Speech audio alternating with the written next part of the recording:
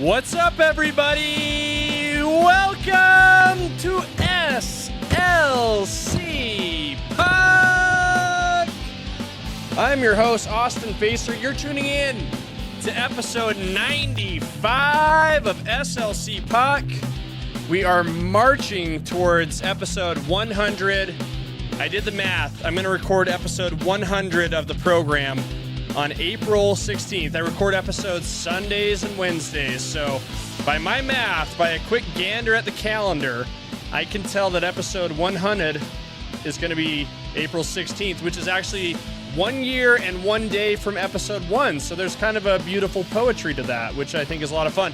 And my goal, if you guys wouldn't mind helping me, is to reach 1,000 subscribers on YouTube by the time I get there. And I think we're getting close. I think I checked today. I believe we're about 15 off right now. So if you're just tuning in for the first time to SLC Puck, do your part, for crying out loud.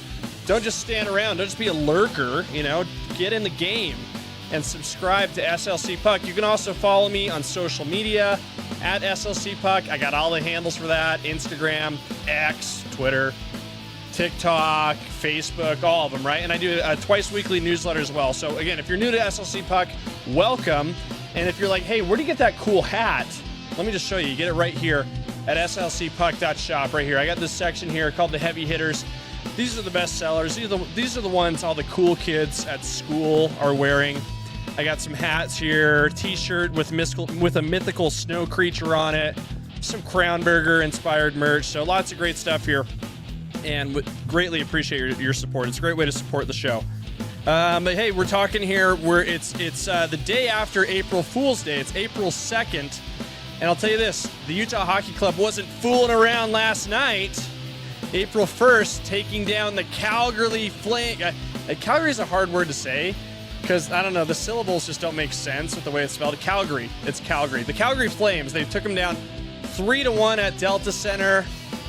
Incredible game. We saw goals by Kevin Stenlund, Barrett Hayton, Clayton Keller with an empty netter at the end. Here's what I really like about this team, and I had the opportunity to cover the game for KSL.com, which you might be listening to this show on, by the way, so continue to support KSL.com for all your great sports coverage. And here's what I really liked about this team. And I'll tell you this, this was kind of the sentiment I got in the locker room from talking to André Tourigny a little bit. He spoke to the media after the game too. This team doesn't care. This team doesn't give a crap.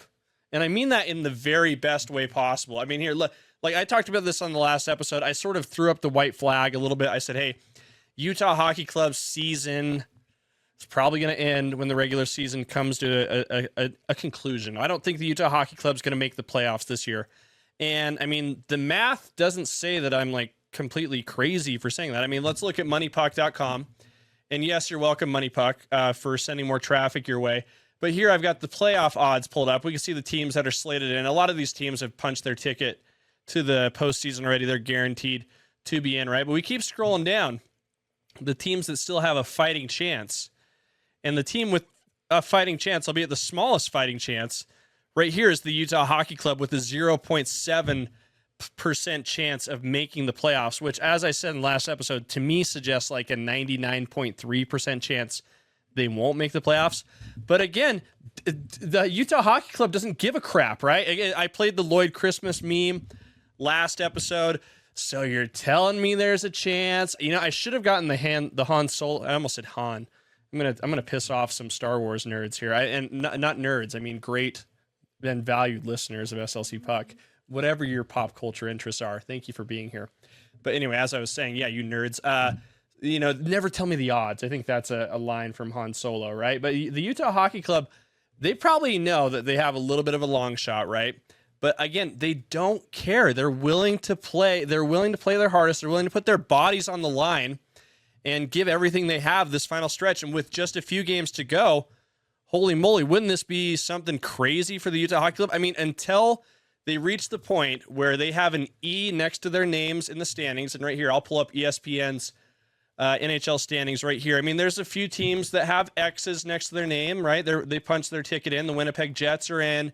Dallas Stars are in. Preseason media darlings. The Vegas Golden Knights are in, thanks to a victory by the Utah Hockey Club last night. So you're welcome, good folks down there in Vegas. But you scroll a little bit further down, you can see that there's a few teams with E's next to their name, right? The Seattle Kraken, E for eliminated. Nashville Predators, probably the most disappointing team in hockey this year, E for eliminated. Chicago Blackhawks, E for eliminated. San Jose Sharks, E, you're out. And the Utah Hockey Club, they don't have an E next to their name yet. And until they get to that point, these guys are going to continue to battle. I mean, a great example of last night's game was my guy Dylan Guenther, who took a puck to the frickin' face, had blood streaming down his face, like pooling on the ice. Like, here, I'll just show you this great picture. The guys over at the Clean Hits podcast tweeted this really amazing picture out of Dylan Guenther. And by the way, if you're not listening to Clean Hits, what are you doing? What are you doing? Those guys do the best Utah Hockey Club podcast. So once you get done with me, go check out the Clean Hits latest episode. But look at Dylan Guenther here. Isn't this gross? This kind of makes me sick a little bit. Look, he takes a puck to the nose. I don't think he broke his schnoz, but he definitely, nicked it up quite a bit.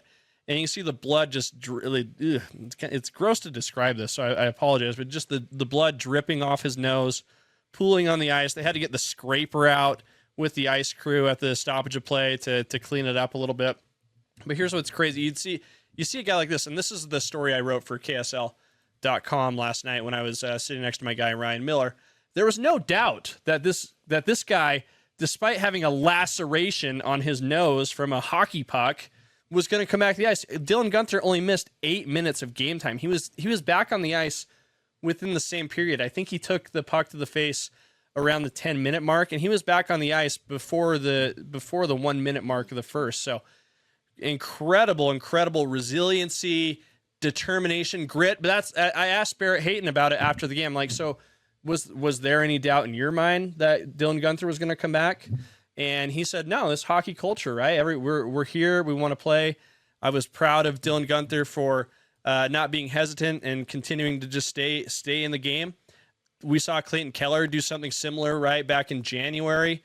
I would encourage you guys to check this story out on KSL.com just to better understand what I'm talking about. And if you look at here, you can see Dylan Guenther taking the ice after, getting that nasty cut on his nose. You can still see like the dried blood on his nose, but he was still driving and slicing. He had multiple shots on net. He also registered an assist on the game-winning goal, not the game-winning goal, but the game-sealing goal to Clayton Keller, the empty netter there at the end to give Utah the 3-1 lead at the very end of the game. This team does not care about what we have to say here at SLC Puck, which is, again, I've been trying to be like really humble in saying this, but I happen to know that a few guys on the team listen to the show. I know their family members listen to the show.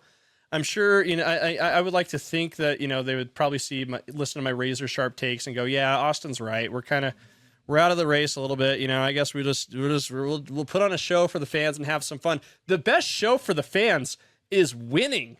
And again, they don't care about the odds that I spew out of my mouth here on SLC Puck. These guys want to win. They want to put on a show until they have that E next to their name in the standings.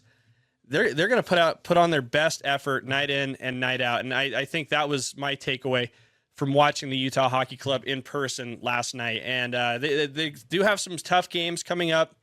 There's a lot of stuff that's kind of out of their hands, out of their control. I mean, let's just pop back over to the standings here. I mean, we talk so much about, needing to pass a few teams to get into that last wild card spot. One of those teams we've been talking about for months now, it's got to be a couple months now, is the St. Louis Blues, and they're going on a pretty incredible run. If you can see my cursor right here, I'm going to circle a number right here, and if you're just listening to this on Apple or Spotify, not going to make any sense, so hop over to YouTube to check this out. But you see the St. Louis Blues right now have actually jumped over the Minnesota Wild and have that first wild card spot. They're getting pretty comfortably in the playoffs at this point, and it's a big thanks to this 10-game winning streak they're currently riding. Truly incredible stuff. The team they played last night, it escapes me, but they scored a goal with like less than 30 seconds left to go in regulation to tie it up, and then they ended up winning in regulation. St. Louis did. In fact, I'm going to click on their name right here to remember who they're playing. I was watching this a little bit. The Red Wings. Yeah, they played the Red Wings last night. So yeah, that was something we were kind of keeping an eye on press row, and it's pretty stunning the run that the Blues are on. And again, if we go back to Money Puck's playoff odds, they have vaulted themselves into that serious playoff conversation. According to Money Puck, they have a 92.7% chance of getting into the postseason. So these winning streaks, when they come at the right time, that can really be a big help. It helps St. Louis a lot that they've played some real cream puffs over the stretch, right? They played the Anaheim Ducks, the Nashville Predators 3 times in the stretch. They played the Chicago Blackhawks as well. Red Wings aren't great, but they did beat Utah pretty well the other week as well. So they played a lot of the teams that have E's next to their names already. And I think you'll see the Blues kind of run into a little bit of trouble here down the stretch, right? So just looking at their remaining schedule. And this all relates to the Utah Hockey Club and their postseason push, right? We got to keep a little bit of an eye on what the opposition has going on, right? So they have another cream puff here on the 3rd. On Thursday, they're playing Pittsburgh, but then the Blues have Colorado, Winnipeg, and Edmonton before playing Seattle, who's been eliminated. And then their last game of the year is a home game, a home tilt against the Utah Hockey Club on April 15th. So again, some of this is out of the Utah Hockey Club's control, but some of what they can control is their effort that they put in, night out. And as André Tourigny explained to the media afterwards, and I was in the room when he said this, he said it with a lot of conviction. And I really like listening to André Tourigny speak. He's got like a really lovely French-Canadian accent for one. And I think he's like really, he has a certain charm and a certain ability to defend his team. He believes in this group big time. I think he's really proud of them as well. And I think he has really good reason to be. I mean, he was the coach of the Coyotes for a few years, right? So he's seen this team grow from, it's, I guess, rougher stages down there in the Grand Canyon state to where we are now in the Beehive state. But, the quote that, he gave that was most catching, I thought that's why it's in the headline, that Ryan Miller wrote last night, is "We'll never quit." And, again, Ryan wrote a really great story, so I encourage you guys to hop over this. Really, here's a good question here that Ryan asked Barrett Hayton. Does the team actually think it's still alive? Hey, sorry for the interruption, guys. Real quick, I just want to remind you about the incredible partnership that SLC Puck has forged with our good friends over at Payne Anthony Creative Jewelers and Jonathan's Jewelry. Every episode of SLC Puck, we've been doing this since February. I don't know how they can do it. We've been giving away a $250 gift card to either location. So much great stuff there. You're going to lose your marbles when you see all the good stuff going on at Jonathan's Jewelries and Payne Anthony Creative Jewelers. $250 can get you a lot.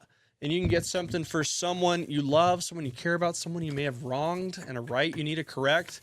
This is a good way to go. And don't forget, even for just mentioning SLC Puck, the good guys over there are going to knock $100 off of your purchase. You can't go wrong, win or lose. But I'll say this, you have a really good chance of winning because, again, we do this twice a week. New episodes of SLC Puck, we give out a $250 gift card for every episode.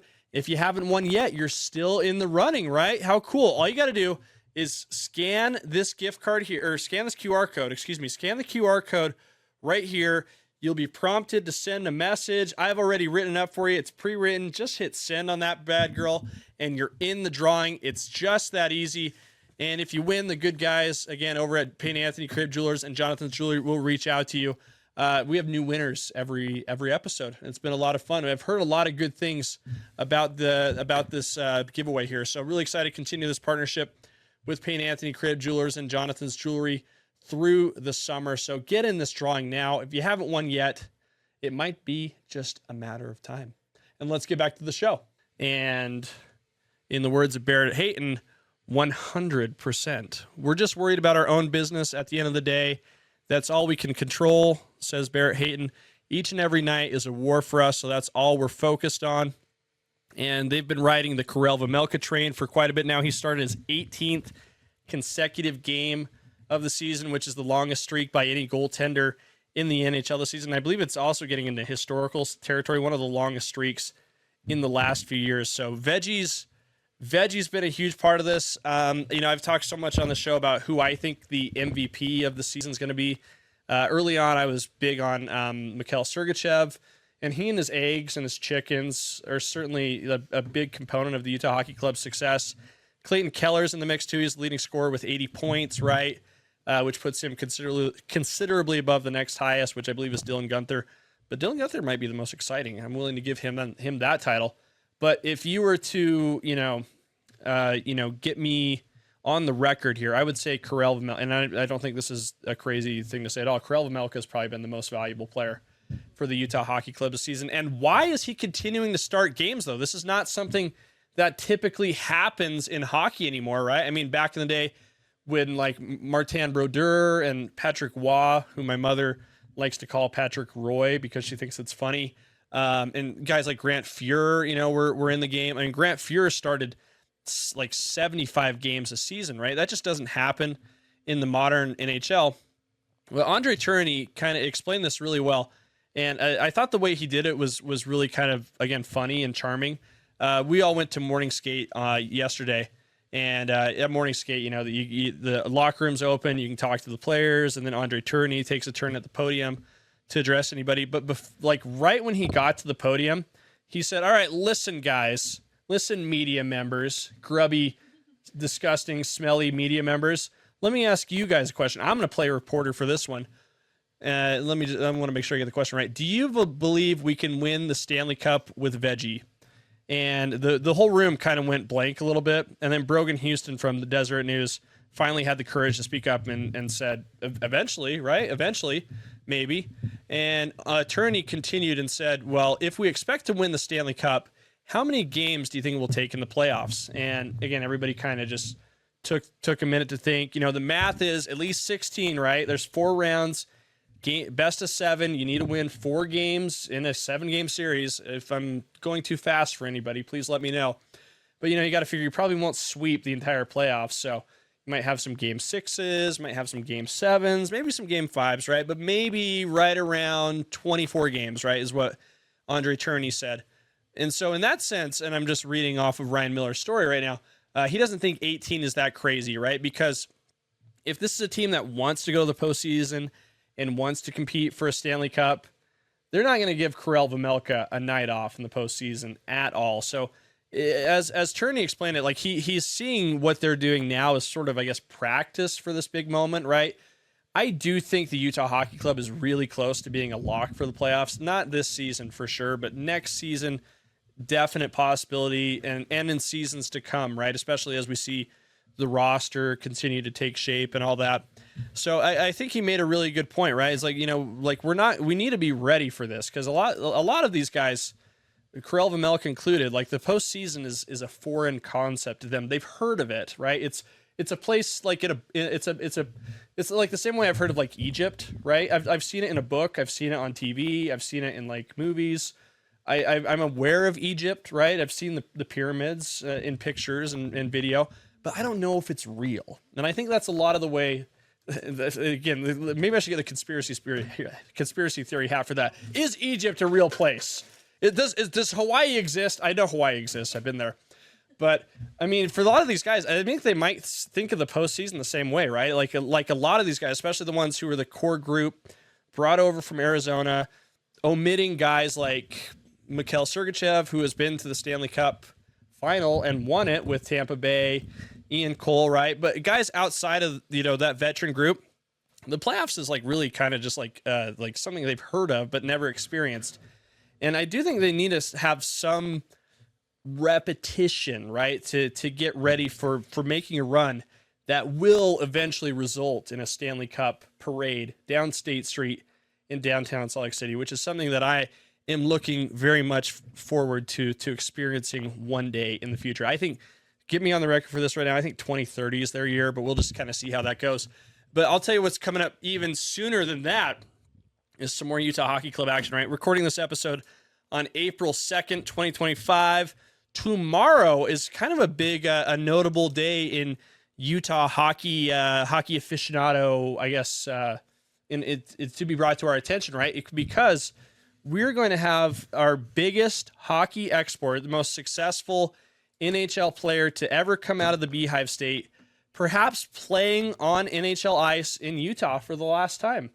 And I'm talking about Mr. Trevor Lewis, who has been a very, you know what's interesting about Trevor Lewis? I was talking about him today with somebody. He's never been like an incredibly dominant kind of goal scorer in the NHL.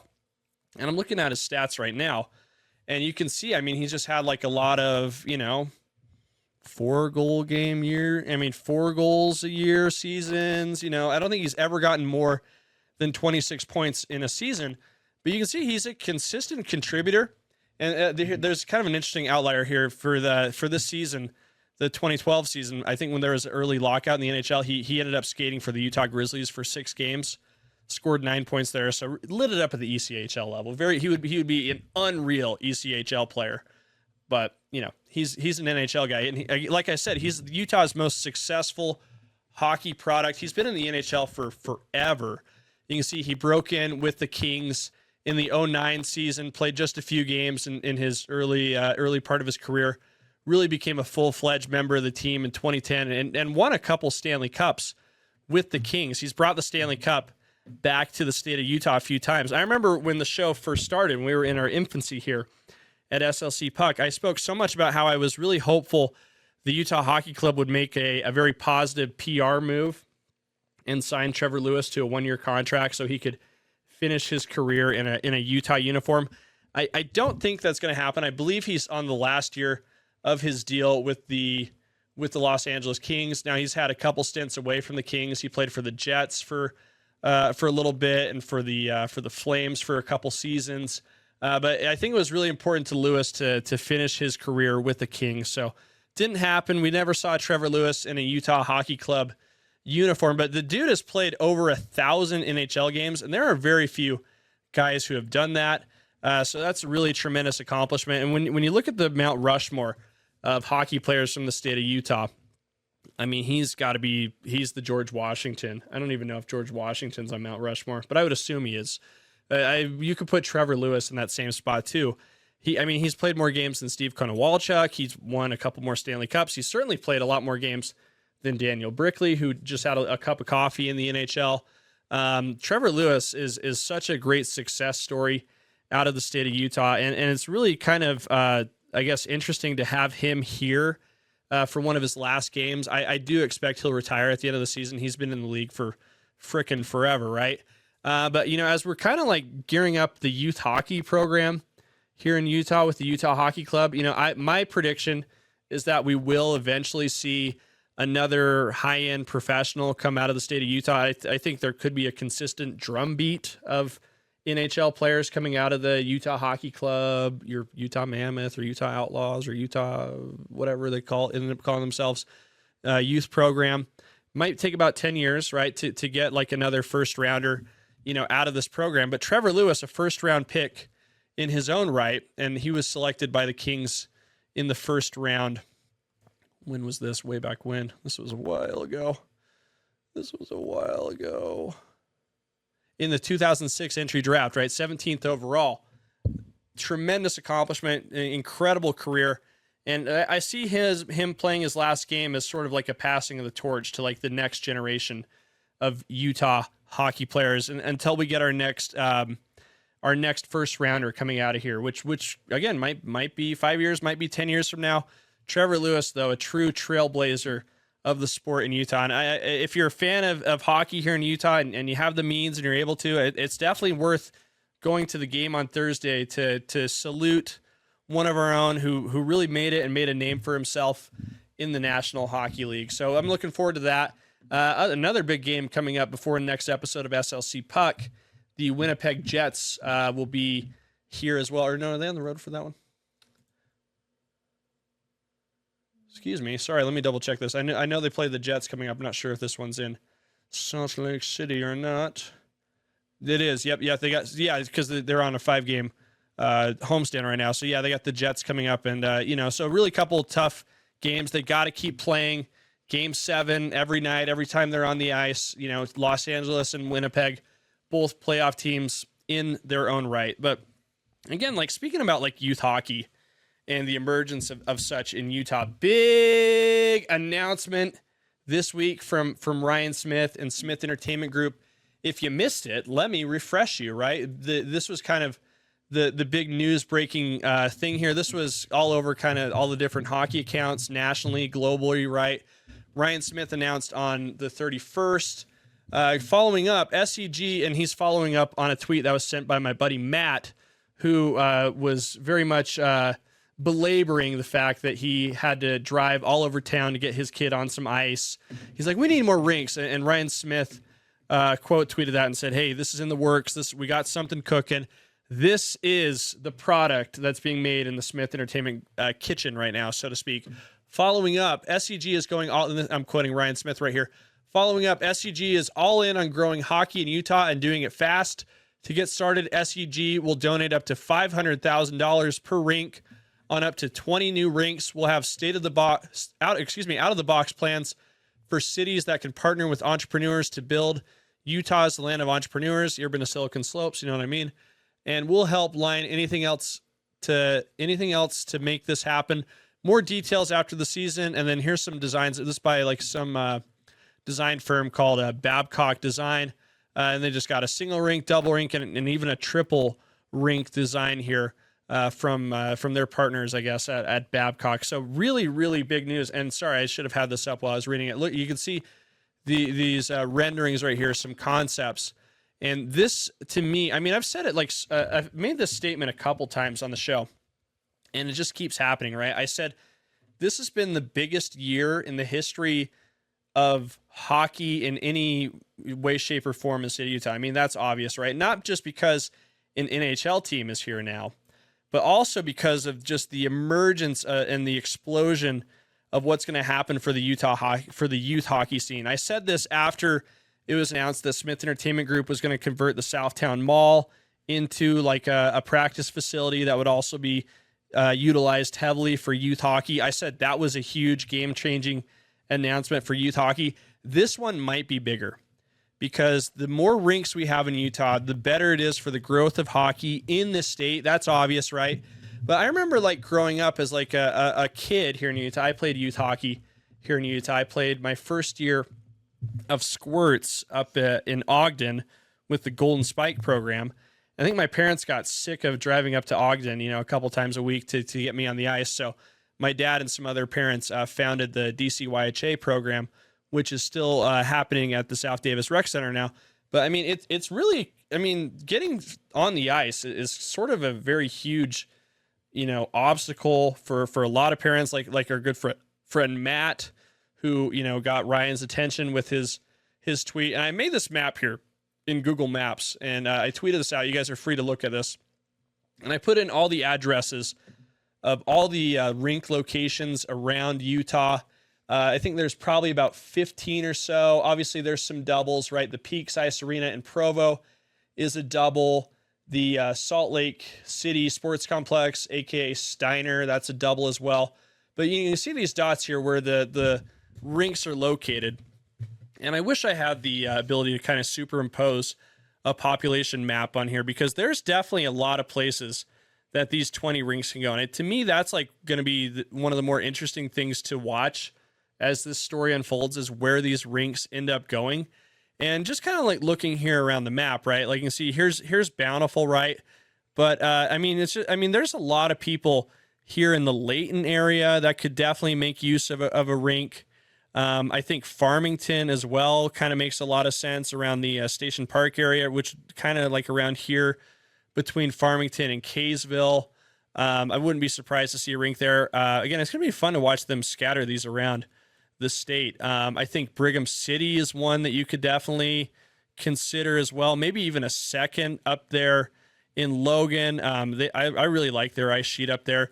But, if you're someone who lives above Logan right here, right by the Idaho border up near Lewiston, and then into Preston a little bit where they filmed Napoleon Dynamite, as you might remember, I'm not sure where the nearest rink is like in this area. So, this could be something that a lot of families, up here in the southern Idaho area could make use of, right? But, continuing on through the map, we talked a little bit about Weber County, right? North Ogden could be a great spot for one. The west side right here, Plain City, where Fremont High School is. If I'm wrong on where Fremont is, I think it's somewhere around here. I think it's like far west or something. Yeah, Fremont's right around here. They've always had really great hockey teams up there. Again, the Utah High School Hockey League has changed so much. I'm not sure if there's a team up there that represents Fremont High School, but there should be, and they should have a rink up there. Syracuse is a interesting spot. There's a lot of folks out there. I think like looking at the population map again is going to be really interesting. And what stands out most to me, and I've always thought this was pretty interesting the more I've thought about it, is like you just look here, right? We've got 3 rinks kind of scattered about State Street down, in the south part of the Salt Lake Valley here, right? So on the west side, there's the Olympic Oval in Kearns, which is where the Utah Hockey Club practices. There's a lot of adult leagues and youth leagues that happen there.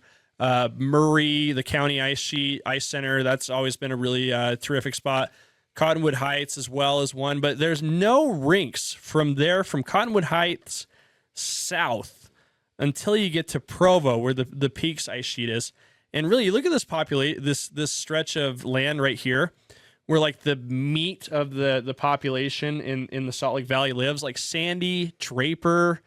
Like they could put 5 rinks in this area and it still might not be enough. Kind of like how you see like temples pop up around there, like in every city in that area. That's a huge population center for the state of Utah, right? And I think Lehigh is another spot. Like Silicon Slopes, I could see, especially with the connection to Ryan Smith and the tech industry, could have, like 8 to 10 rinks right here in this stretch, again, between Provo and South Salt Lake Valley area, Murray area, all that. So that's going to be interesting to watch. Tooele's another one I think could possibly make use of a rink. And then there's this big hockey desert here in Provo, from Provo all the way down to Enix, Cedar City area, where there are no rinks. And so you think maybe Fillmore could make use of one. Nephi. I mean, there's a lot of possibilities here. And certainly I think putting a rink in St. George is almost a guarantee, maybe even 2. There's just so many people there. And then this rink in Vernal is pretty interesting. The Oilers, again, shout out to the the Vernal Oilers on winning the championship in their league earlier, last week or 2 weeks ago. So again, I think there's a lot of great places and a lot of spots in Utah that could really make use of a rink. And I think this will change hockey in Utah big time. I think the cost of these rinks is something that's kind of interesting. I do not know how much a rink costs. Will we have an SLC Puck rink? Not anytime soon. I'll tell you. I did look it up a little bit. I think like to get like a single sheet is somewhere in the territory of about $5 million. And then the upkeep on that. And then to buy a Zamboni and all the other equipment you need. Like I imagine it gets pretty pricey. So I'm sure a lot of the municipalities in Utah are going to have to get invested with that. A lot of government funding and private funding is going to go into this. But again, it's going to be really interesting. 20 new rinks, which is going to more than double the current count of rinks around the state of Utah, is really terrific news for hockey in Utah. And I'm sure a lot of parents who have had issues finding ice and making long drives from Centerville to Ogden and back are going to really, really appreciate that.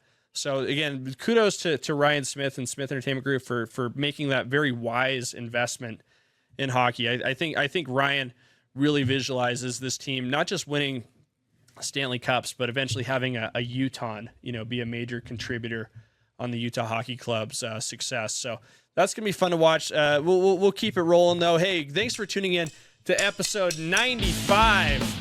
This is 95. No, it's 96. Whoa, 96 of SLC Puck, marching towards 100.